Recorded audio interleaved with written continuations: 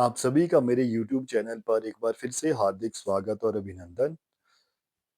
प्यारे विद्यार्थियों, आज जिस विषय को लेकर आपके समक्ष हाजिर हुआ हूँ, वह है कवि नागार्जुन द्वारा रचित कविता अकाल और उसके बाद।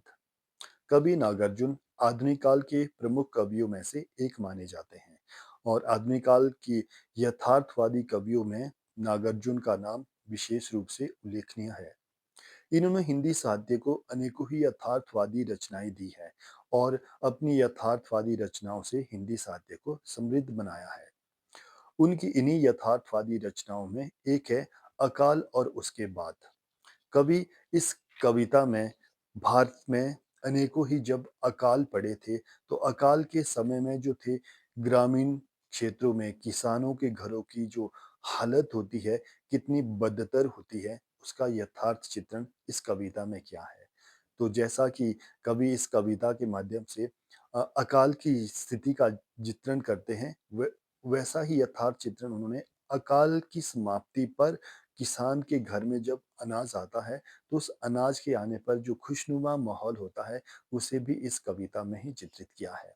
तो कवि कहते हैं, कई दिनों तक चूल्हा रोया, चक्की रही उदास, कई दिनों तक कानी कुतिया सोई उनके पास। कई दिनों तक लगी भीत पर छिपकलियों की गश्त, कई दिनों तक चूहों की भी हालत रही शिकस्त। कवि कहते हैं कि जब भारत में अकाल की स्थिति पैदा हो गई थी, तो उस अकाल की स्थिति में किसान के घर के अंदर कई दिनों तक चूल्हा नहीं जला।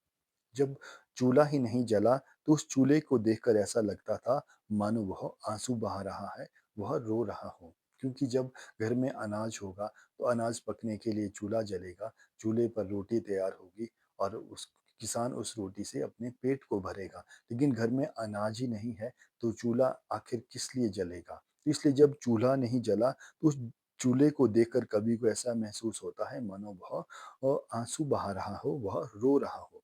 चक्की रही उदास और बिना अनाज के कई दिनों तक जब अनाज ही घर पे नहीं था, तो चक्की भी चुपचाप खड़ी थी। उस चुपचाप खड़ी चक्की को देखकर ऐसा लगता है मानो वह उदास होकर बैठ गई हो। कई दिनों तक कानी कुतिया सूई उनके पास। कवि कहते हैं कि इस अकाल की स्थिति में जो किसान के घर की कुतिया थी, वह भी चुपचाप उदास होकर, मायूस होकर किसान के पास सोई रहती है, क्योंकि वह भी कई दिनों से भूखी है।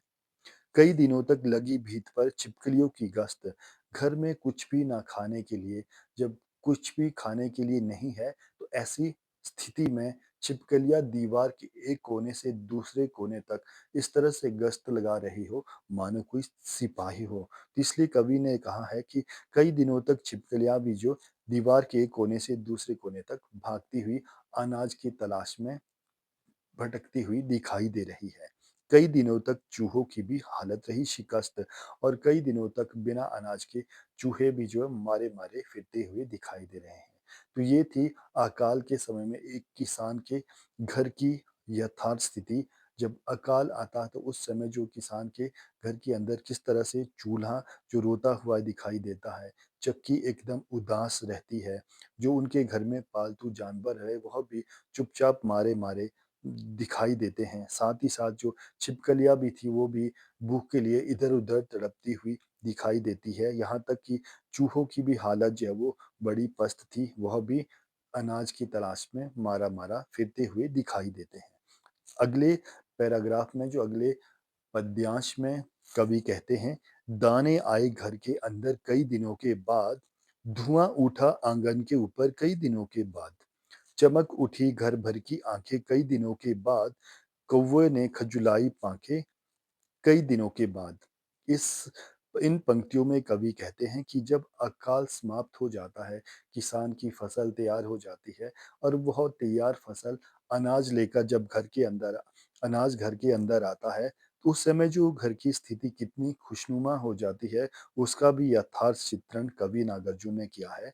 कवि कहते हैं कि दाने आए घर के अंदर कई दिनों के बाद, अर्थात किसान की जो फसल है वो तैयार हो गई है और अनाज कई दिनों के बाद जो है वो घर के अंदर आया है। धुआँ उठा आँगन के ऊपर कई दिनों के बाद और जब अनाज घर के अंदर आया है, तो अनाज पकने के लिए चूल्हा फिर से जल उठा है, जिससे जो उड़ता हुआ धुआँ जो घर से बाहर तक दिखाई दे रहा है। तो कवि कहते हैं कि धुआँ उठा आँगन के ऊपर कई दिनों के बाद, क्योंकि कई दिनों तक तो चूल्हा जला ही नहीं था, जब अनाज ही नहीं था। जब अनाज आया है, तो अब चूल्हा भी फिर से जल उठा है, अर्थात चूल्हे में भी रौनक आ गई है।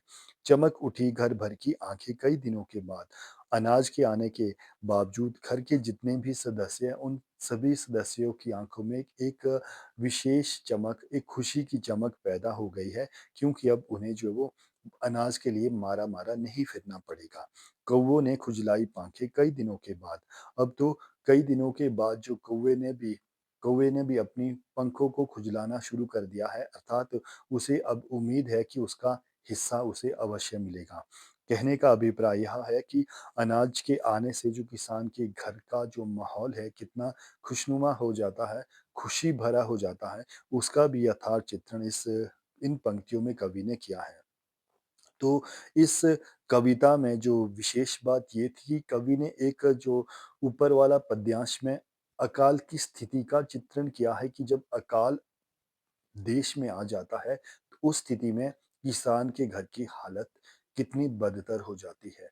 और दूसरे पद्यांश में कवि कहते हैं कि जब अनाज अकाल समाप्त हो जाता है और अनाज के घर में आने के बावजूद घर वालों की आँखों में खुशी की जो चमक होती है, उसका भी यथार्थ चित्रण कवि ने कविता में किया है। दूसरी विशेष बात ये है कि इस कविता में कवि ने जो है वो तुकबंदी का प्रयोग भी किया है।